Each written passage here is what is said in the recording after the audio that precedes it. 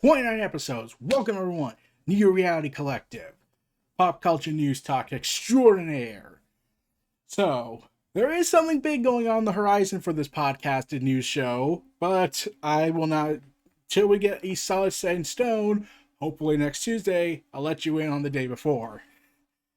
Okay, but probably not. I want to keep it a surprise.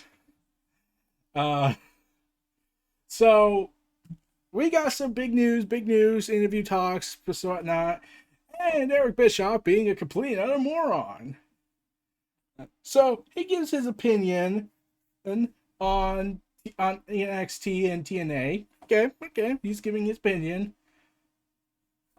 But let's see. During a recent edition of After 83 Weeks post show, Eric Bischoff said he doesn't think NXT is as good as TNA was at the promotion's peak. When it was at its peak is ultimately up for debate, but Bischoff believes the company's most successful period was during Aces and Eights storyline from June 2012 to December 2013. I don't think NXT is as good as TNA was when TNA was at its peak. Now, at its peak is subjective. Some people liked TNA when it started because it was new, and I get that. There's value in that. There's validation that you can apply that to that fact.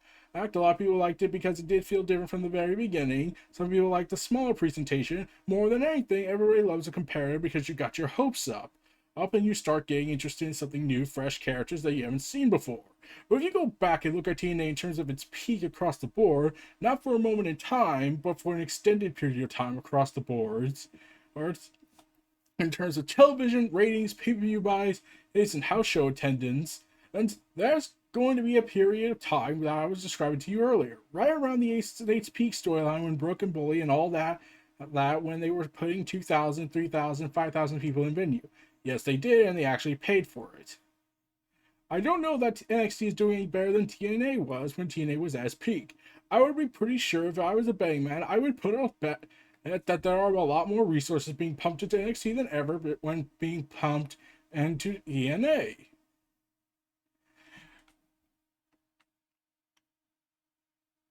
I don't see it. Like, wasn't this around the time when they were so desperate for money and they were almost on the verge of cancellation?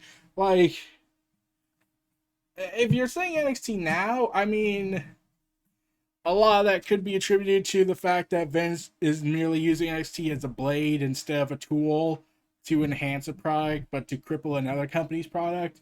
Like, because he doesn't want to admit he has AEW in his head.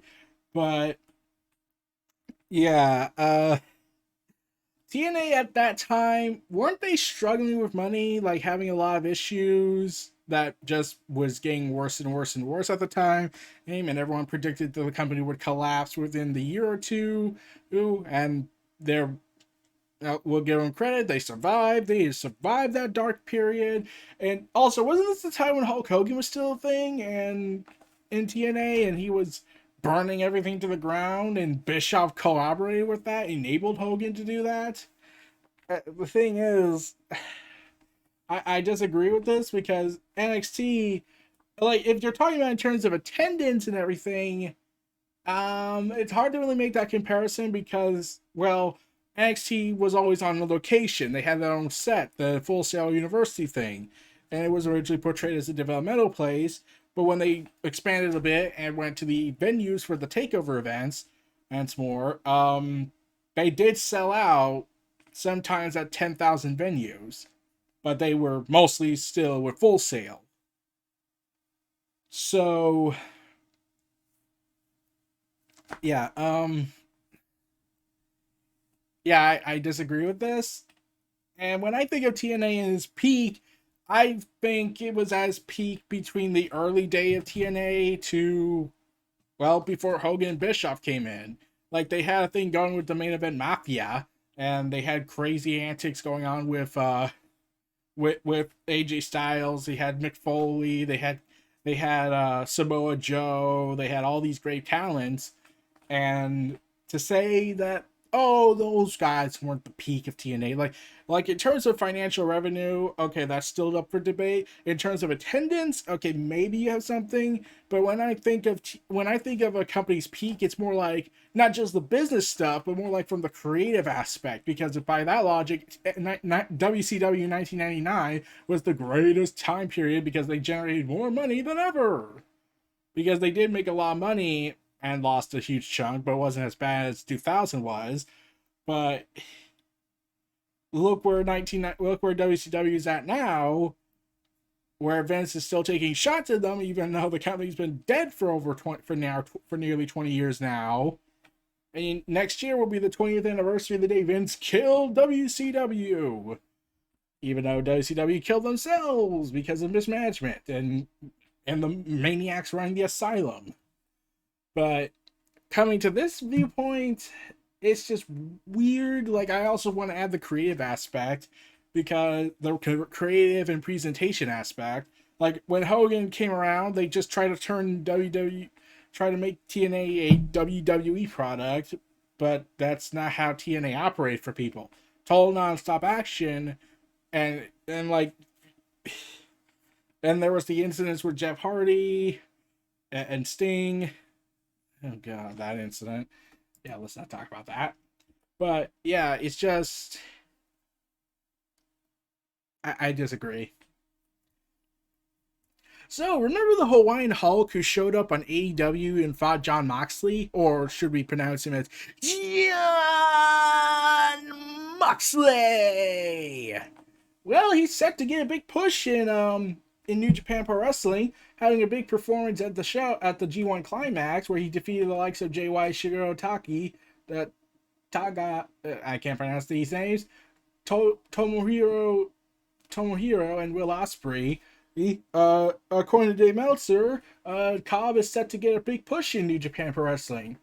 Meltzer saying, hey, there's a reason Cobb won his match against Ospreay. On the surface, it makes no sense because it took Ospreay out of being in contention at the end, and why would you do that? But there actually is a reason, because essentially Cobb is getting a push.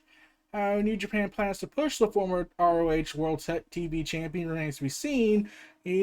But Meltzer noted on a later edition of Wrestling Observer Radio, noted that Cobb was originally going to be Will Ospreay's enforcer in the Aerial Assassins new faction instead of Great Okan. He added, so when I heard about the scenario to the guy in that spot was Jeff Cobb. He had been the guy in the spot. He may still end up in the stable because they certainly talk about more people in the stable.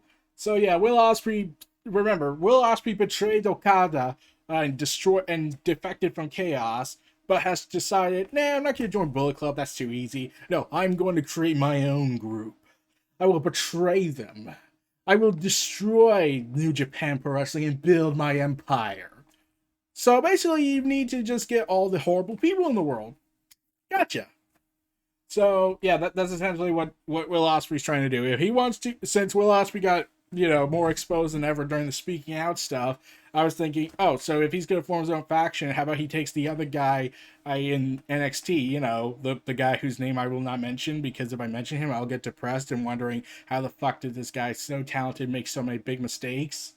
And not even mistakes like he had no control of it, more like, oh, I have control of it. Instead of owning up and accepting consequences for those actions, he just went and bitched to his lawyer and said, oh, well, I did it.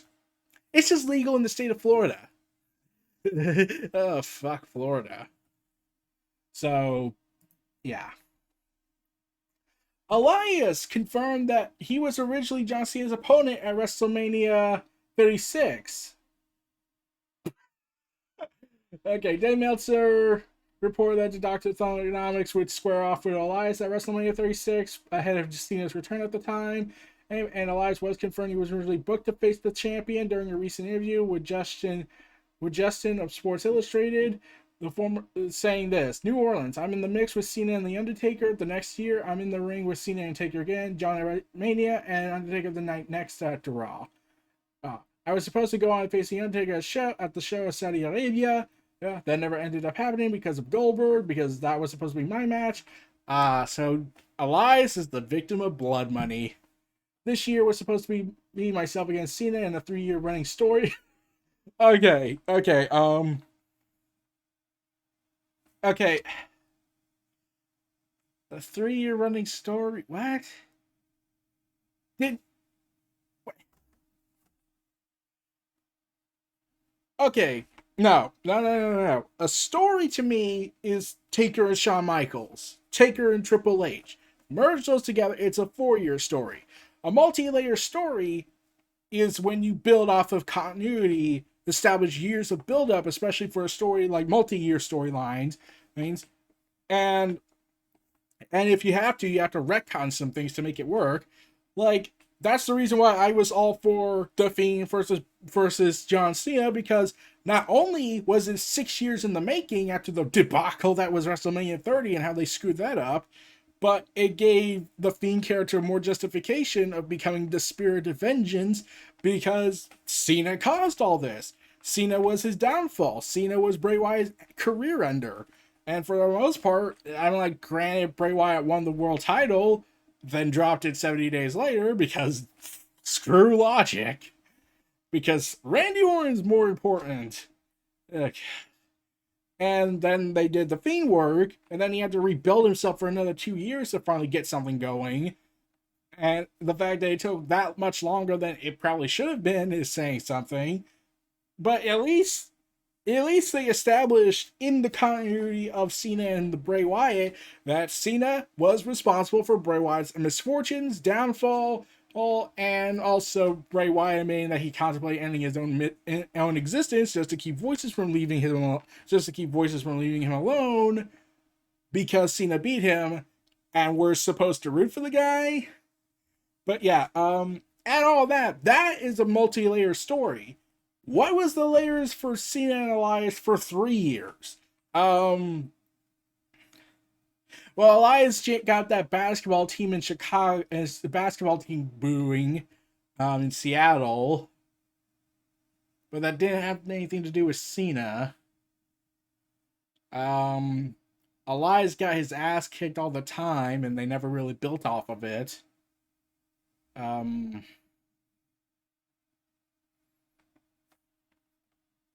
no, there's nothing. Not trying like okay, they were saying that this was to set up for something. Okay, fine. And they had a groundwork going on, then they just gave up. Uh, yeah. So obviously that changed and didn't end up happening, and probably for the best because Cena probably would have won that match. But at least we got the Fiend kicking John Cena's ass and exposing him for the villain that the monster that he is on TV. Man, that was such a great cinematic match. Elias' career was stopped so Bray Wyatt's can be rebuilt. Woo! It would have been a bigger match if you had Bray Wyatt still be champion, but you know, Goldberg has to think of the kids, think of the children that I'm certainly not exploring off of my charity work.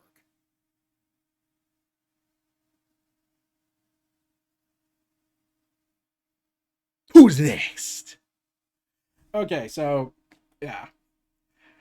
So Wrestling Inc. went online and confirmed that an Impact Wrestling wrestler named Daga has been granting his release request. From what they were told, Daga has requested his release some time ago, but Impact held off on granting it while also attempting to get him to resign. Impact finally granted his release request as today. He made his debut back in February 1st of 2019. In his debut, tagging him with Pride and Powerful, or lacked at the time, Santina and Ortiz, and a losing effort to the Lucha Bros, Mexicans, and Ray Hornets. This Daga was also featured in Team Lucha Underground versus Team Impact at United We Stand. During his run in Lucha Underground, he was seen as part of Cobra Moon's Reptile Tribe.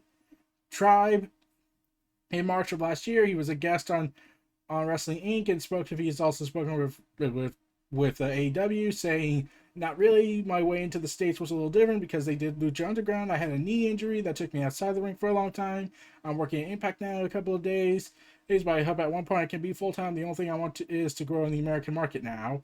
So yeah, according to Wrestling Inc., Impact Wrestling released Daga. So I don't know much about the guy other than what we've been told, but yeah, yeah, it's just Yeah, not a good sign. Yeah, so I don't know what exactly happened. He asked for his release. They finally granted him. So at least they did more progress than Vince when people try to get out. We all know how that goes. So WWE got announced being named 2019 Corporation of the Year by PR News CSR Corporate Social Responsibility and Nonprofit Awards. As Stephanie went on, saying this, so proud of the WWE community and all their hard work to make WWE the 2020 Corporation of the Year. They're at this year's PR News CSR and Nonprofit Awards. WWE's mission is to put smiles on people's faces, and it could not be done without the hard work and passion of the incredible team.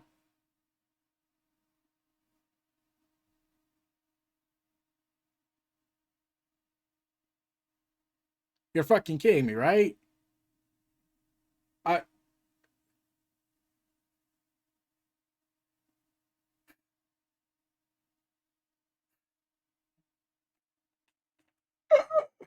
okay. Okay. Okay. Fuck it. Fuck it. Fuck it. The gloves are off. The gloves are coming off. The gloves are coming fucking right off. Let's see if I get this straight. The company that fired a whole bunch of people during the midst of a pandemic, instead of doing what could have been more sensible, is just give the releases to the guys who wanted out, who would still want out. You could have just said you could have saved some face and said this. Okay, we're going to be making cuts. We're going to go ahead and lower wages, but we're going to offer a free once in a lifetime opportunity to basically get out of your contracts. It would save us money and you would get the choice to leave. But I'm pretty sure that would have resulted in like 75% of the wrestlers, probably guaranteed to be 90% now after the third party fiasco. Um, Jay Hager summed up the situation. Oh, the third party fiasco. Oh yeah, oh god, that was a complete disaster. I'm still pissed at that. Jake Hager responded and was pissed, saying this: "LMAO, I guess lying about over $37 million in quarterly profit so you could fire over 300 people during a worldwide pandemic is a category for a award."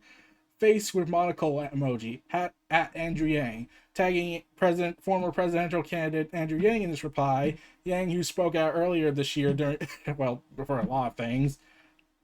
Yang wrote, "Time will change under new leadership. Thumbs up, U.S. flag emoji." Stephanie has not responded to them, but yeah, understandably, yeah, they're all collectively pissed.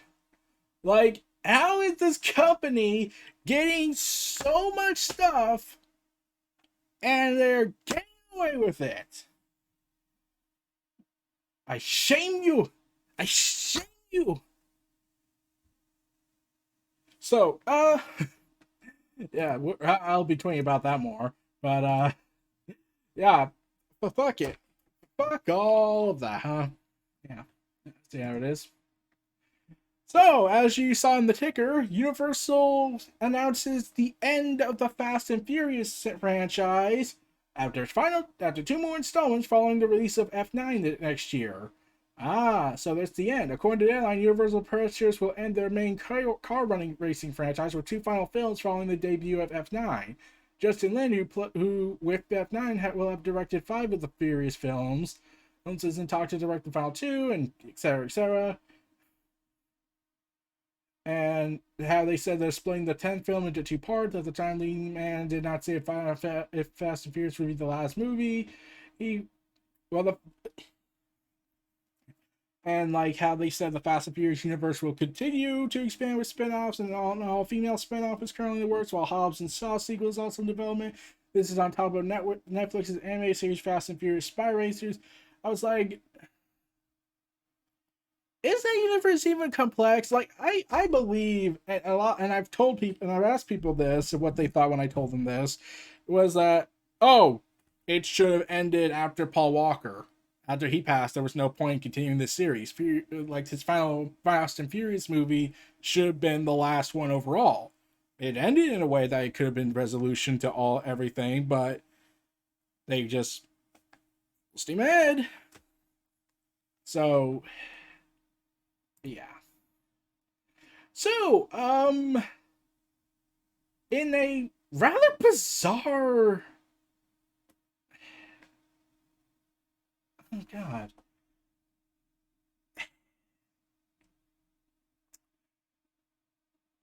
Okay, this is the news that was like, if I could say this was the news of the week, I would, but the week's not over yet. We're only on Tuesday. So Barney, you know, I love you, you love me, we're the whatever. Okay,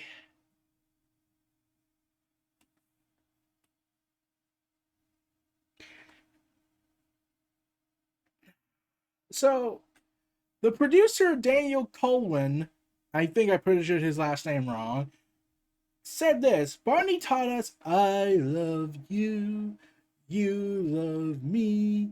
Won't you say you love me too? And that iconic song, and he says this. That's one of the first songs I remember. What happens when that isn't true? I thought it was really heartbreaking. I have no idea why, but it feels like that makes sense. It feels like there's something unexpected that can be poignant but optimistic. Especially at this time, I think it's really really needed.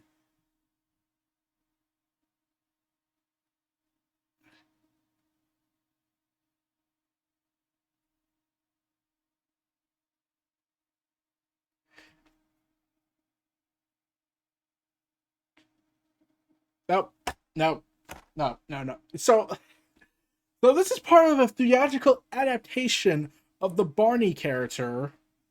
Back in 2019, it was first announced, and the producer is saying this, saying that basically they're going to explore the dark side of that song.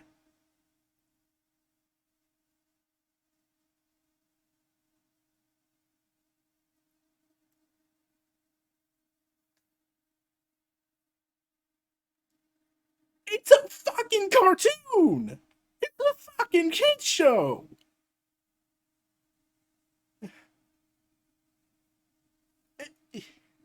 Why is he even producing this? They're gonna try and give a tragic spin on the most famous song. Oh god. And you wanna know what this guy's worked on? Instead of like before Barney, you wanna know what he worked on? He probably didn't work on anything important or anything. I'm like, he's only the producer of Get Out and Black Panther. You know, popular movies.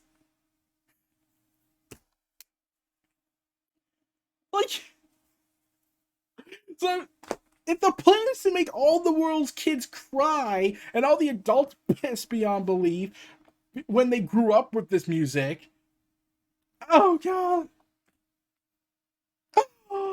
oh god, you fuck, you fucks. Why is this even a thing? Why do they want to subvert expectations? Why are they trying this? It's it's an educational and inspirational message to kids. Barney and Friends, 1992 to 2009. It's a kids show. Why are you trying to make a dark side to it? Why? Just why? So, yeah.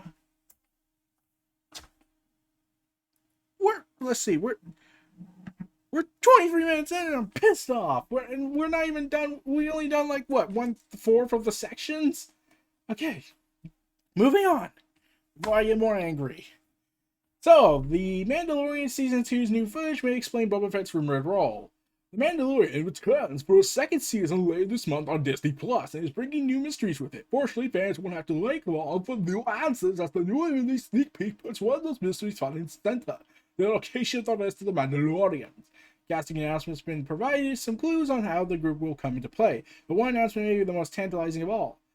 You know, the actor who played Jango Fett, is coming to confirm to appear as Boba Fett, paving the way for the character playing a crucial role in season two, and whatnot. And they explain how the expanded universe and how he was originally brought back. However, with the casting and the fate of the Mandalorians at stake, there may be more Boba Fett stories to tell, along with finally deciding if the bounty hunter did cheat death on Tatooine. It feels like it's unnecessary for the show to tackle whether Boba was ever recognized as the Mandalorian, or if he was just merely a bounty hunter who claimed an unearned legacy for himself. Okay, so yeah, here's the thing. In the Clone Wars, they retconned Boba Fett and Jango Fett saying they are not Mandalorians, they are people that stole the armor. Except the character is unreliable who said that because he's a politician who was revealed to be a corrupted one and tried to kill the Duchess. The Prime Minister legitimately lies since he lied in deceit, so he could have easily been lying about this. So they could easily just say, "Oh, the Prime Minister lied, so he was lying to cover Help Death Watch's tracks." So yeah. And then in the Mandalorian, they go ahead and reveal. Oh god. Like George Lucas originally conceived the Mandalorians as a race before the Empire's final assault, they often stay close to home as a tightly knit society of clans, and they made themselves more of a Kree rather than a race. The protection of the next generation has become the central group's survival. Well, especially since they were viciously slaughtered behind the scenes in Star Wars' universe. Um, he could be the new Mandalore, like he was in the expanded universe. So, yeah. Also, why the fuck did you kill all the Mandalorians off? The entire species, and now you're saying that, oh, they're not a species, they're culture and whatnot. We are the sophisticated ones at Disney. George Lucas doesn't know what he's talking about. Except, Boba Fett and Jango could easily be retconned as Mandalorians back and just say, oh, well, Almec lied. He was a traitor. He lied. That easily can fix it.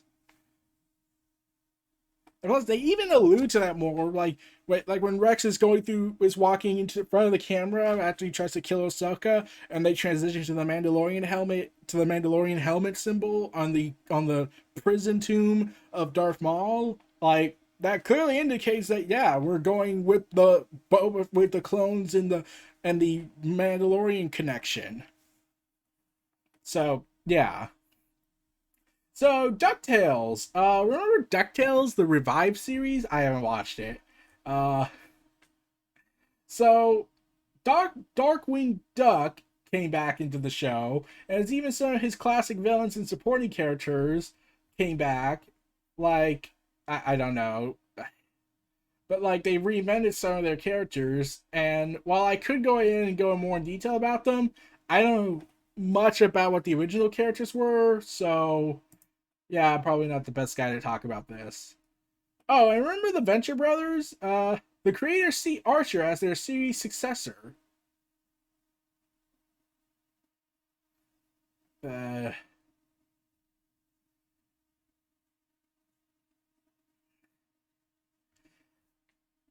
okay, I haven't watched Archer. Sue me when I say that. And yeah, and he was in a coma for 3 years, which means several aspects of the show was completely a dream.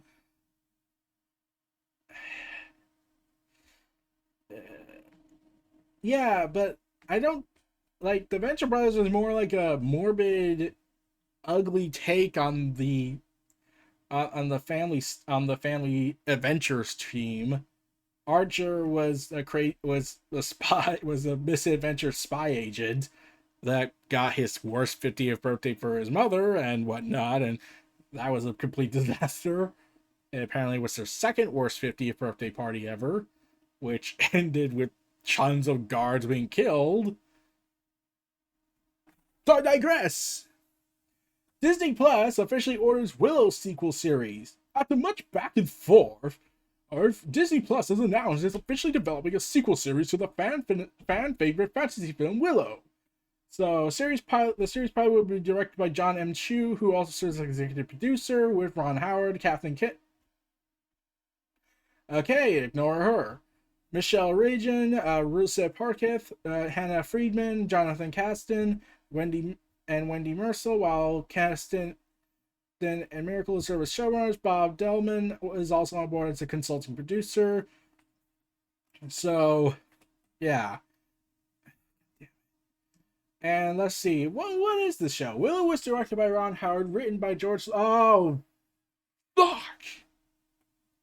Yeah, now I know where this is going. So, this is gonna be. And you have Kathleen Kennedy involved. Oh, damn it. This is the same woman that said, girls can't identify with Luke and Han. Why? Um, because I am a puppet for Disney's execs. Oh, God.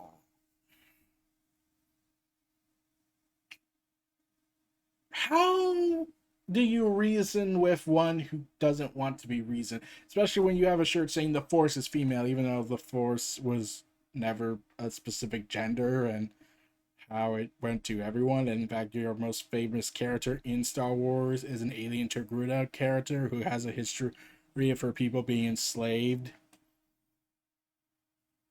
But you're not going to bring Ahsoka into this. In fact, you were preferring to kill her off screen, robbing us of what could be a very emotional moment to see if she'll die or not. But now you've revealed, oh, she's dead by episode 9.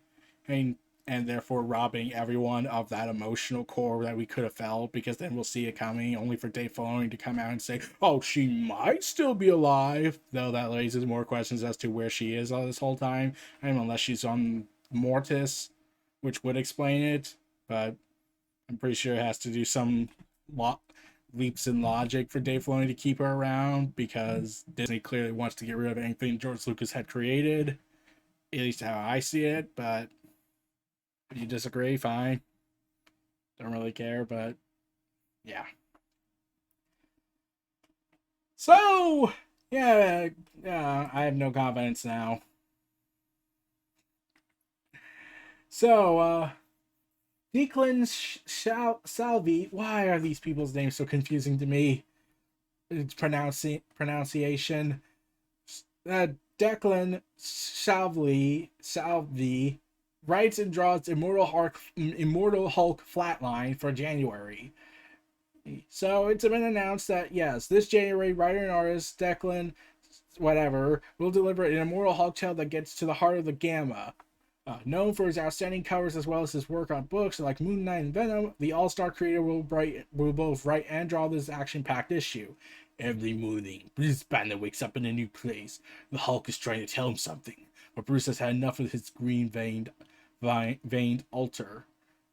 When a new gamma-powered villain shows up in the small New Mexico town, Bruce is forced to confront the source of its anger, and it's nothing fans will expect. So, yeah. Okay.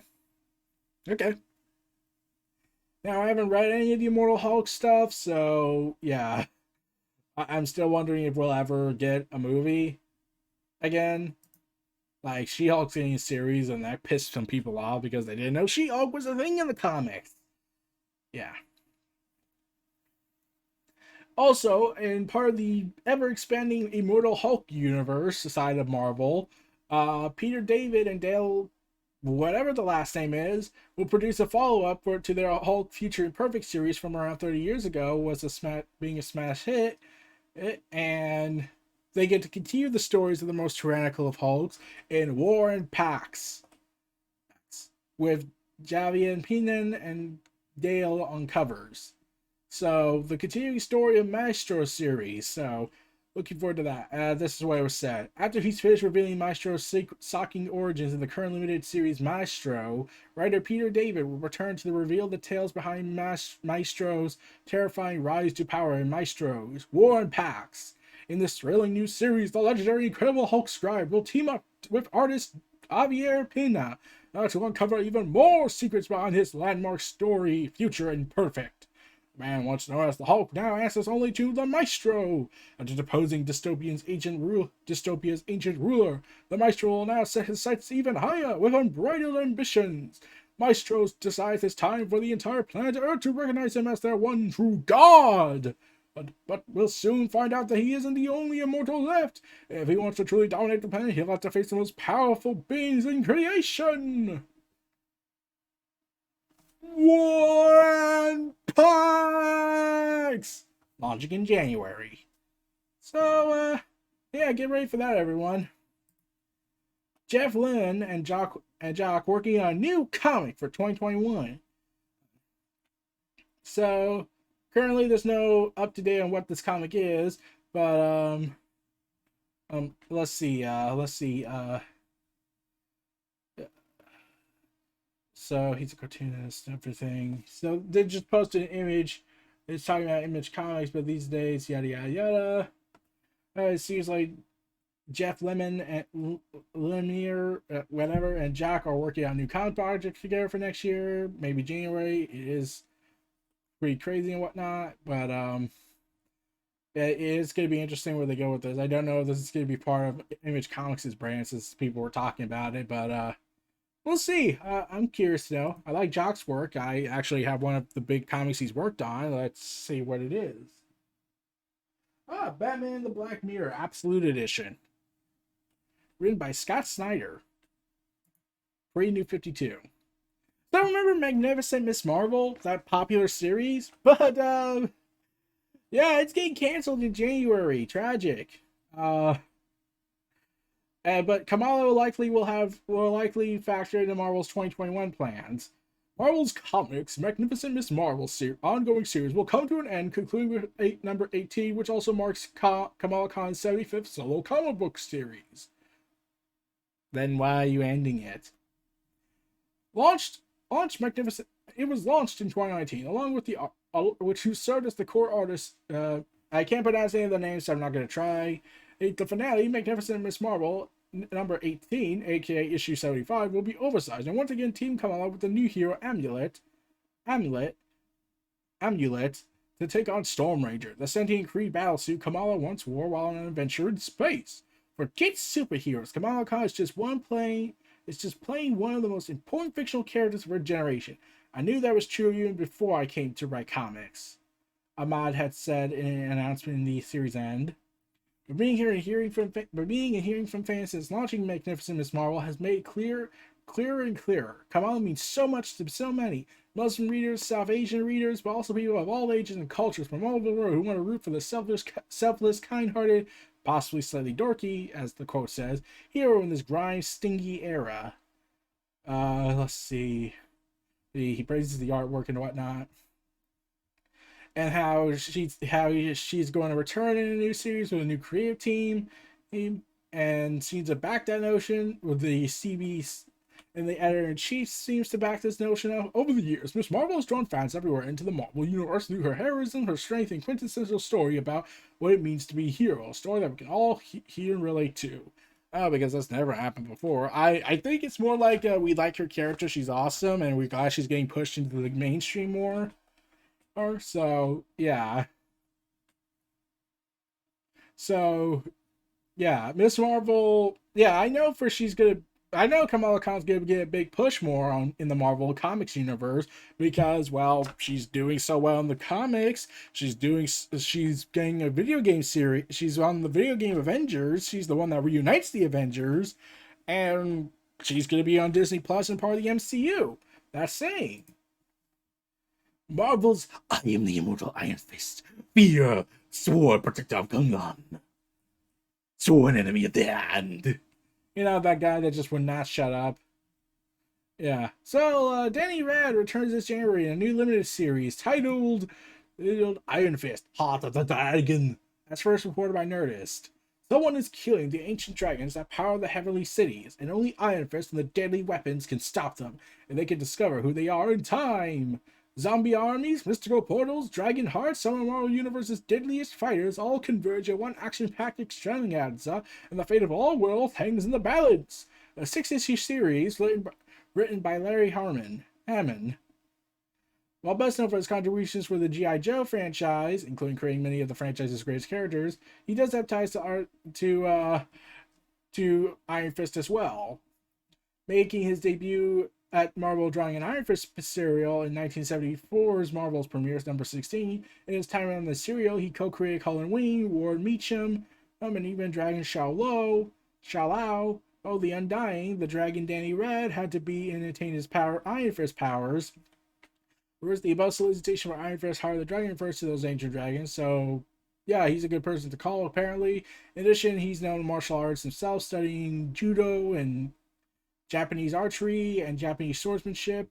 Yep. Also is joined by artist David Watcher, who recently finished up a 21 issue run on IDW's publishing Teenage Mutant Ninja Turtles title. So, Iron Fist, Heart of the Dragon. Again, goes on sale January 2021. So, look forward to that. Probably not going to really read it, but, you know.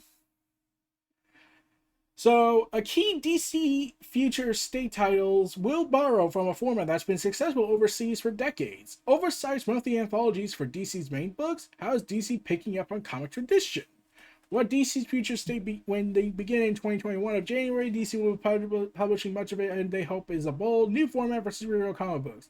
One that fans from Japan and England have been familiar with. For the first 2 months, the core DC titles will be, 8 oversized anthologies containing all new stories, unlike the mostly reprint format of the most similarly sized DC giants. Although anthologies have been part of comics for decades, as a format, it has been popular sales-wise for North America comic books for a while. But while that advert DC's anniversary specials and spectaculars in the past 2 years, the publisher has brought some clout back to the format, and retailers have come around to order some of them as among the top book sales charts each month. The number one best-selling comic books in the direct market for the past years were oversized anthologies with all new material, albeit as one-offs. DC Action Comics is 1000 and Detective Comics 1000. The success of those titles has no doubt due to the large part to the anniversary milestone issue part of the equation, but it also seems DC believes the format is worthwhile for a more general application, like it has been elsewhere for decades. The format is essentially an anthology format that's been popular in Japan, i.e. Shonen Jump, and the UK, 2000 AD, Beano, for the past half century. In talking, Batman Group editor about Future State, the similarities to Shonen Jump were brought up, and he chimed that he's a huge fan of it. I love anthologies. The first book I edited was Dark Horse Presents. I've always been an advocate for those anthologies, and I've edited a few at Wildstorm, and with DC Studio Group in 2011 and 12, and of course recently with the Batman Group. Each of Future State's titles will be oversized anthologies that is headlined by DC's most popular characters, Batman, Superman, Wonder Woman, Justice League, etc. It also works to slide in other DC characters, whereas DC wants readers and retailers to check out that might not get the opportunity to solo tie-in title. These Future State anthologies are an opportunity to expose readers to new characters that might not get a full order for a miniseries or monthly. It's kind of vain of wish fulfillment. And for retailers, there is a bit of wish fulfillment in DC, as DC is offering all the Future State titles for full returnability, meaning that whatever doesn't sell can be returned to the publisher for full credit. Will DC continue this twice monthly anthology format past February? That remains to be seen, although high sales of these Future State anthologies will certainly encourage more. These stories, the talent involved is the best flavors possible. Well, we're breaking from the standard format, and hopefully retailers and fans will enjoy as much as I have, according to the Batman Group editor. We are here to go ahead and build new personalities and new technologies. So, yeah, they're trying to bring in something from Japan and Europe. It's kind of cool. Well, could see this, like they could try out with this alternate future stuff and then see if they can adapt to the new stuff. So that's gonna be a cool issue. That's gonna be a cool idea. Let's test it out with some uncertain testings and then get things going with this. Okay, I'm all for it. Let's see if this works out for them. Cliff Bleszinski has hoped he may one day return to game development.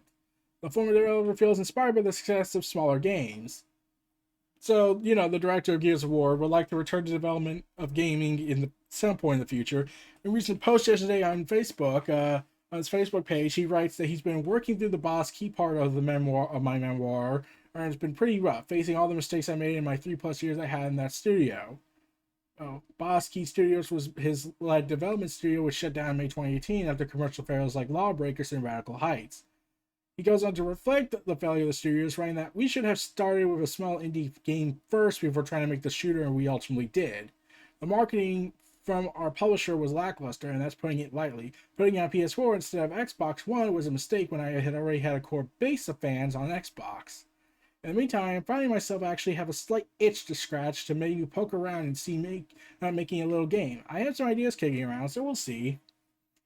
So he said, I found myself madly in love with smaller games these days, and the success of Fall Guys and Among Us give me hope that not everything needs to be insane AAA games that require crazy crunch that ruins families and mental health on a $100 million budget. Games like these gave me hope that maybe one day I'll dip my toe back into the biz ever so slowly and cautiously. So, yeah, this comes out after, this is the first time saying he would never be making another game again in 2018. But it seems like the smaller independent developers are giving him that passion again. Looking forward to what he can bring to the table, but we'll see. So,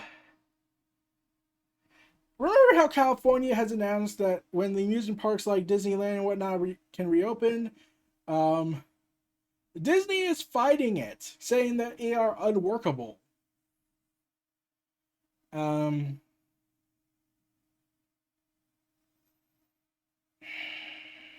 Okay. So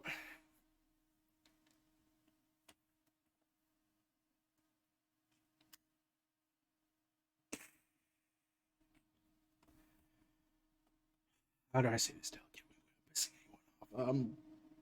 Pandemic. Disney wants to fight this. Like, I get that there's people that need jobs and work, but like, pandemic. People will die. The end. Assassin's Creed Valhalla DLC will take you to Ireland and Paris. I always wanted to go to Paris.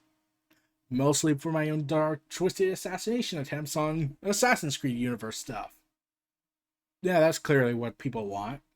Anyways, this is part of the roadmap for the Assassin's Creed Valhalla Season Pass and post-launch support, which includes DLC that takes place beyond the shores of Britain, as well as Discovery Tour and free seasonal updates.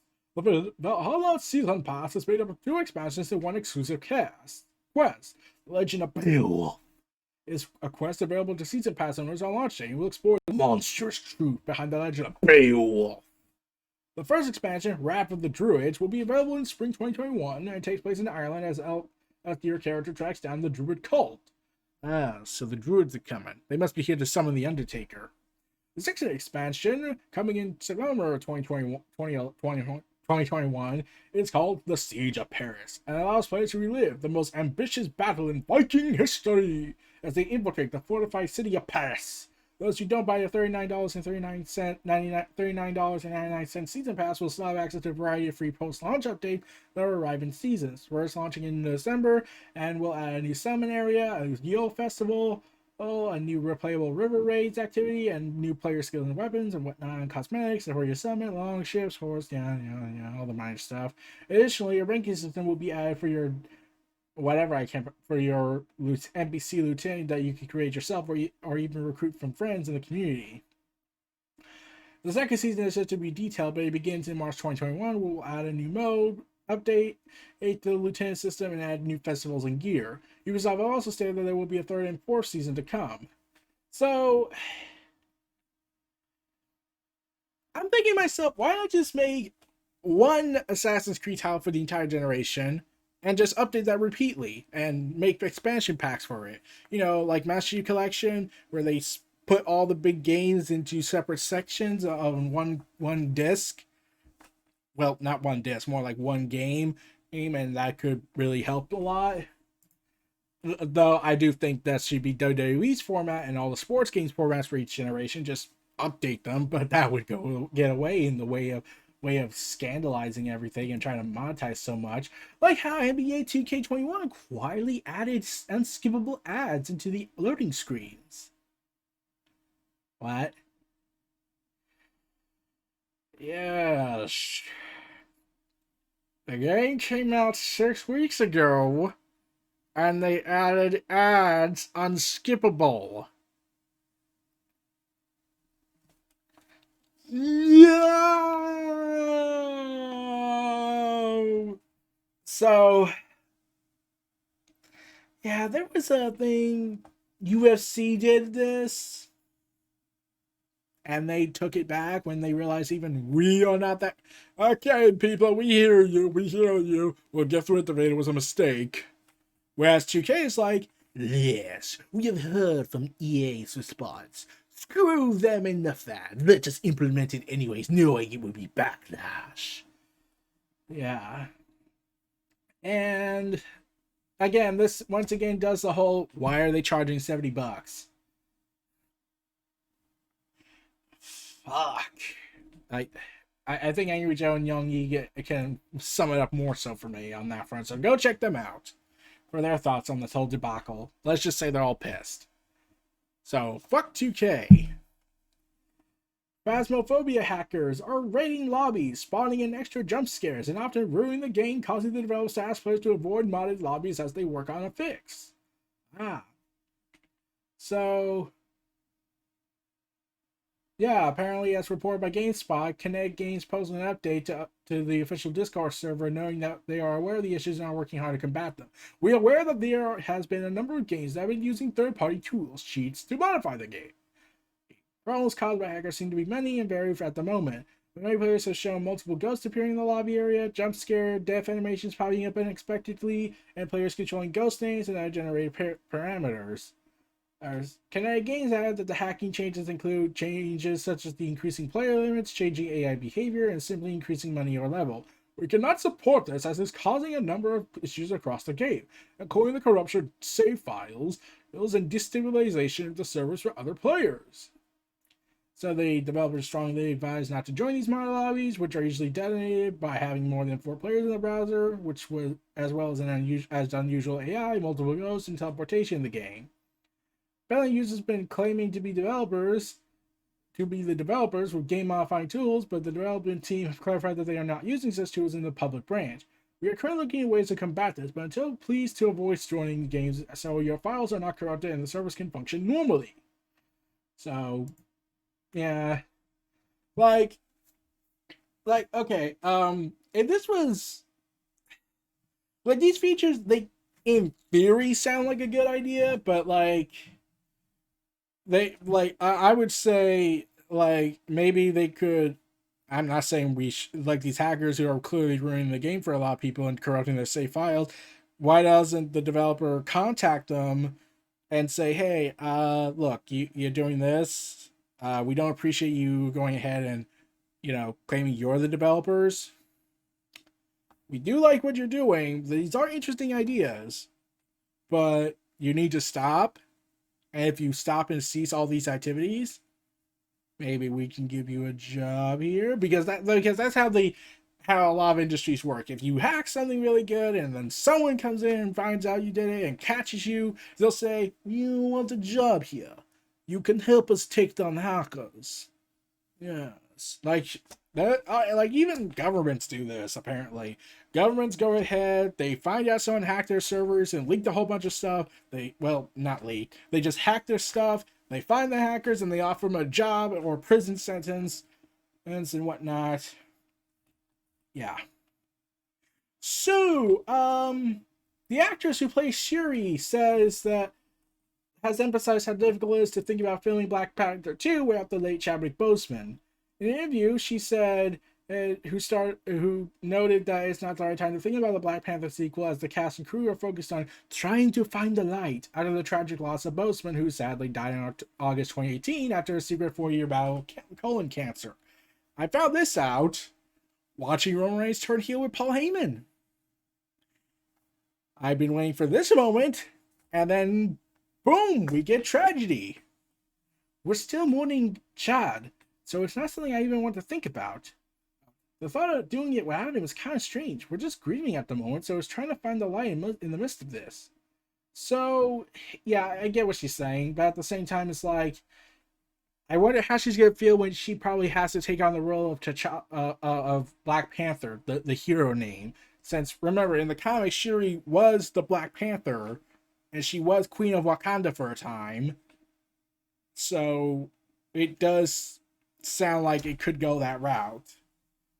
So, especially, and plus they can't really like quit the movies because they already seem to set up the War of Atlantis, since they suggested Namor's empire is coming in Endgame when they mentioned how there's been some weird disturbances at the sea, which certainly not worrisome, right? But yeah, I get why she's probably uncomfortable about this whole topic. So yeah. So big news for the Batman. Vengeance. So yeah, they're using the Mandalorian's virtual production method to make the movie.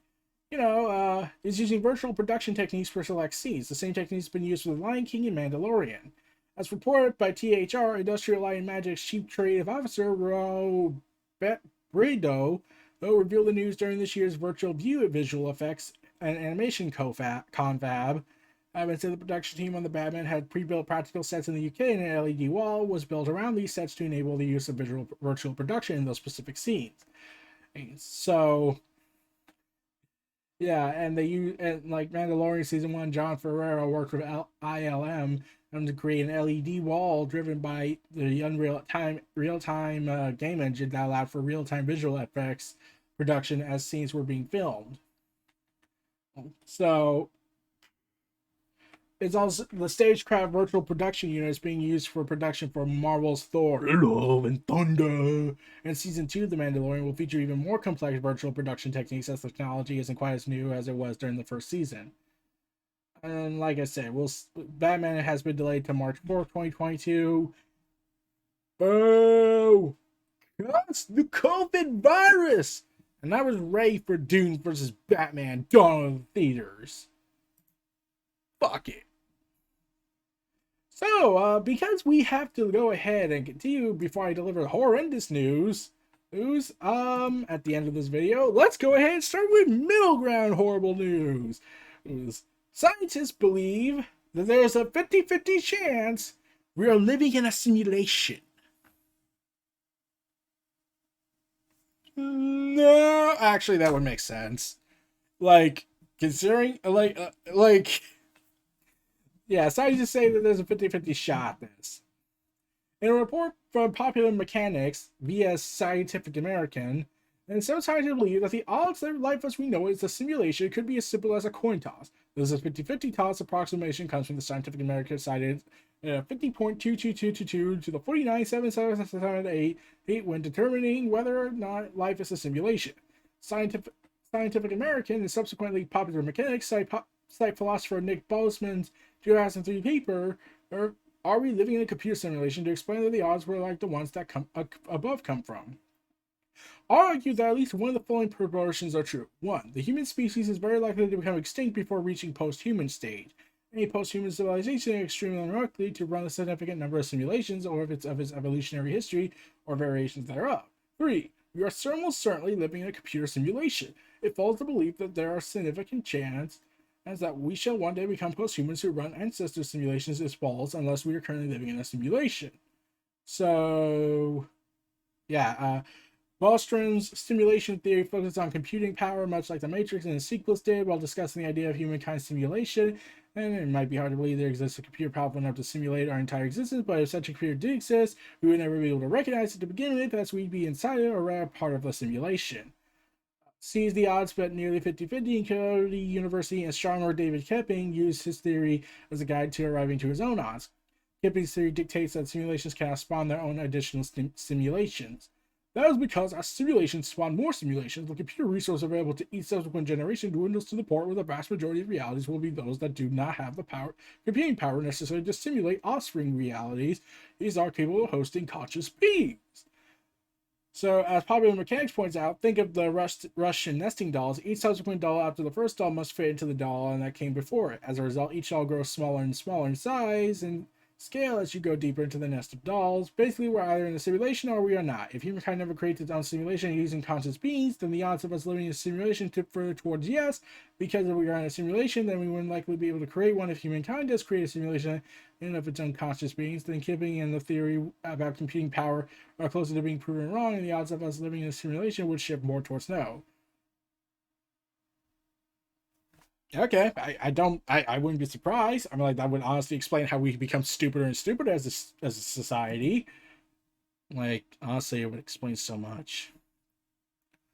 So, Ian Pierce, remember him? Well, he's going to be played in the game. Even the main campaign, Aiden Pierce will be treated as another member of the team. We are running a full single-player story again with Aiden's personality. When you replay the main missions again, Aiden will be integrated into all the original cinematics. Aiden will be added alongside three other player characters: Wrench from Watch Dogs 2, Darkrai, an assassin, and Mina, a victim of transhuman experiments, and who has psychic powers. It's not clear if the other three will be playable in the main campaign, but they did confirm that all of them will be playable in both single-player and online modes. He also responded that once they are on your team, you can customize them as you wish. Can't wait to see everyone's version of Aiden Wrench. And so look forward to that. And yeah. Yeah, they say you don't need to finish the DLC to play Aiden in the single player story, so that's pretty cool. Yeah. So yeah, it's gonna be interesting where they take Aiden Pierce in this version of, the UK, and see what he's been doing all this time. So, the new NVMe SSD fast enough for PS5 revealed? The Western Digital has unveiled a new solid-state drive storage options, including a new game dock, an add-in card, and NVMe SSD drive fast enough for the PS5. Let's see how much this costs. It has a 500 gigabyte, 1 terabyte, and 2 terabyte, along with let's see, starting price a black model for $130, another version for 300, another version with 500 of SSD, and 320 without the SSD. Pretty expensive stuff. So take of that what you will, everyone. So yeah, Netflix acknowledges TikTok as a competitor as subscriber growth slows. Free promo coming to India. What? So Netflix now has a total of 195.15 million paid subscribers globally, which represents year-over-year growth at 23.3%. And they expected to add 6 million during the current quarter, which would put the company above 200 million. And if Netflix can achieve these targets, it would add 34 million paid subscribers in 2020 to set a new year record for new subscribers, which is not surprising because we're all kind of trapped in our homes. We're slowly waiting to lose our minds. Some have already done it. But yeah, they acknowledge Netflix TikTok, the evil short TikToks as the villains. We will go to war.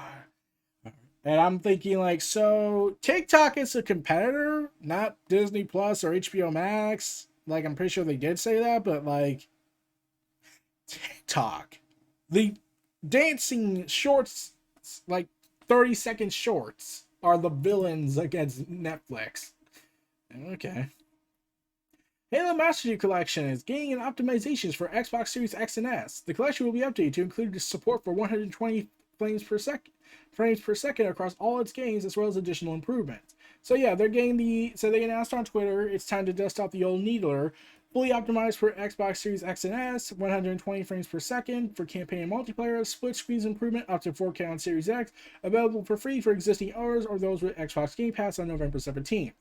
So, yep, Master Chief Collection's getting the update for free. Yay! So, Cyberpunk 2077 features anime lip sync for all of its supported languages. Okay, that's gotta be pretty expensive. According to this, the feat was achieved in collaboration with Jali Research Incorporated, which helps streamline the massive animation process.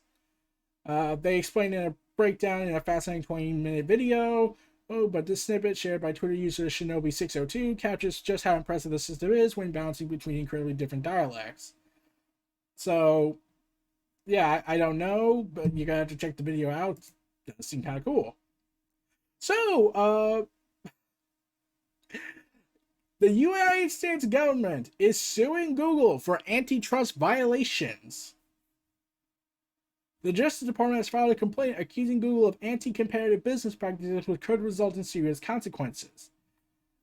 For many years, a portion of the suit reads, Google has used anti-competitive tactics to maintain and extend its monopolies in the markets for general search services, search advertising, and in general search text advertising, the cornerstones of its empire. The empire! The legal battle is expected to drag on for years. It's not clear yet what the potential fallout for Google would be if the company lost the suit.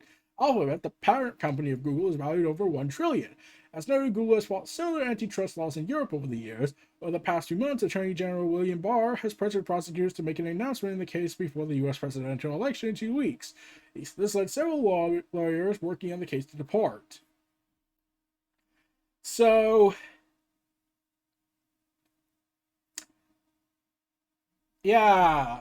So they just now realized, hey, do you think we should go ahead and sue Google for antitrust practices? Why is Disney still a thing now? Oh, like Disney, like they filed a 57-page complaint on this in the United States District Court in Washington, D.C., and they call it an empire. Have you seen Disney? They're the freaking Mongolian Empire. How many people do they get on Disney Plus within a few days? Like tens of millions of people. More than the WWE Network, that I can say. Jamie Foxx, the one who's going to play Electron, whatever, is going to star in a vampire comedy for Netflix. Fox will clean pools and kill vampires to make ends meet. According to Variety, Fox will play a hard-working, blue-collar dad who wants to provide a good life for his quick-witted 8-year-old daughter, but his mundane San Fernando Valley pool cleaning job is a front for his real source of income.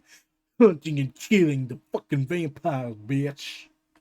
The script comes from Tyler Tice, with producing some punch-ups from Shay Hayton, aka the writer of John Wick Chapter 3 Parabellum, and will be helmed by first-time director J.J. Perry. Tice's script won 2017 Slam Dance writing competition Grand Prix, with repeatedly helped to get noticed and scooped up to be made. No release date yet, but it does involve a producing team, and that includes Chad, whatever his last name is, which helped produce John Wick, and Sean Rederick, who can Get Out. So, yeah, that sounds cool. I mean, like, I'm probably not going to watch it, but it's cool.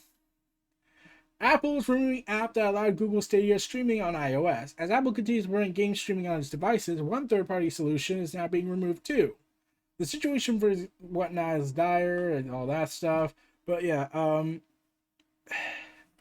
Apple is essentially getting rid of Stadium, the third-party application that allows streaming for Google Stadia on iOS devices, by providing web-based bridge edge between the service and your device. Essentially, Stadium was just a new web browser that was able to reliably run Stadia games while supporting Bluetooth controls connected to the iOS device. It turns out that last feature is part of the reason why Apple's kicking the app off its App Store, which isn't surprising to its developer. The developer explained in a Reddit post that the app utilized extensions that allow controllers to communicate with Apple's internal WebKit API, the backbone of all browsers on iOS. This is a violation of Apple's rules, which are cited as the reason for the app's removal. The functionality of the app, which allows game streaming despite Apple's own reservations over native streaming apps, was not mentioned. While I am obviously disappointed by this, I don't resent Apple for this decision. They didn't want their native frameworks and WebKit interacting, and how I had them working. So, yeah, how long has this app been around? Like, we can still download it before it's removed, but how long has this been around? Let's check the history. Oh, it's been around since the 28th of September. Gotcha. Well, that sucks. Yeah, and a famous Lord of the Ring filming location has reopened in New Zealand. A location where some of the scenes from the Two Towers and Return of the King were filmed has reopened to visitors. There's like, wow, it's pretty damn impressive that they make filming locations for movies. Lord of the Rings, granted, yes, but still, it's a movie. It has turned into filming location as landmarks. Kind of awesome. It's kind of awesome. Sadly, America doesn't do that much. So to end this with some bittersweet note, and with hope at the end, because that's how we're supposed to survive this year, Jeff Bridges announces he has lymphoma. Fuck. But he says the prognosis is good. I'm starting treatment and will keep you posted on my recovery, the Academy Award-winning actor says. So, Jeff Bridges wrote on Twitter, as the dude would say, new shit has come to light. I have been diagnosed with lymphoma. Although it is a serious disease, I feel fortunate that I have a great team of doctors and the prognosis is good. I'm starting treatment and will keep you posted on my recovery. I'm profoundly grateful for the love and support from my family and friends. Thank you for your prayers and well wishes. And while I have you, please remember to go vote because we're all in this together. Vote.org. Love, Jeff. So, yeah, sucks. But it seems like he could have make a recovery from this. Let's hope nothing bad happens and continues the trend that 2020 is the most horrible year in human history since the last century. In fact, almost every year has been pretty horrible, but this takes the cake for a long time. But I don't know which date. So that's all the news we have for today. Tune in tomorrow as I will bring in the comics I buy from Third Eye Comics. Be sure to check them out if you live in Maryland. So this was the episode 29th edition of Neo Reality Collective. I'm Neo Reality Entertainment. Feel free to like, comment, subscribe, donate, stay tuned for more, and I'll see you all next time. Peace and take care, everyone.